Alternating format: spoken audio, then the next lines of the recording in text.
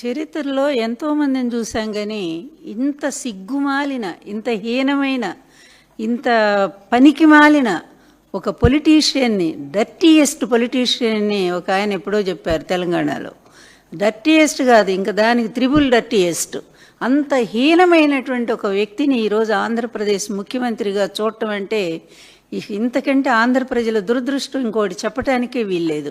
అబద్ధాలు అబద్ధాలు అబద్ధాలు అబద్ధాలు అబద్ధాల మీద కోటలు కట్టుకుంటూ గత ముఖ్యమంత్రి చేసిన పనులన్నీ తన ఖాతాలో వేసుకుంటూ ఇంత నీచానికి ఎవరైనా గతంలో పాల్పడ్డారంటే కానీ, ఎందుకంటే ప్రతి ఒక్కరికి ఒక ఆత్మగౌరవం ఉంటుంది, ప్రతి ఒక్కళ్ళకి కూడా కొంచెమైనా సరే బిడియం ఉంటుంది. అరే ఇది వాళ్ళు చేసింది కదా, మేమెందుకు చెప్పుకోవాలి అని. అలాగే ఇది అబద్ధం కదా, మనం ఏం చేస్తున్నాము, ఇలా రాజకీయం కోసం ఇలాంటి పిచ్చి పిచ్చి మాటలు, పిచ్చి అబద్ధాలన్నీ ప్రచారం చేస్తున్నాం. ఎవరి మీద చేస్తున్నామంటే అదిగో సాక్షాత్తు మొత్తం ప్రపంచ దేశాలన్నీ కూడా పూజించేటువంటి మహాదేవుడు ఆయన.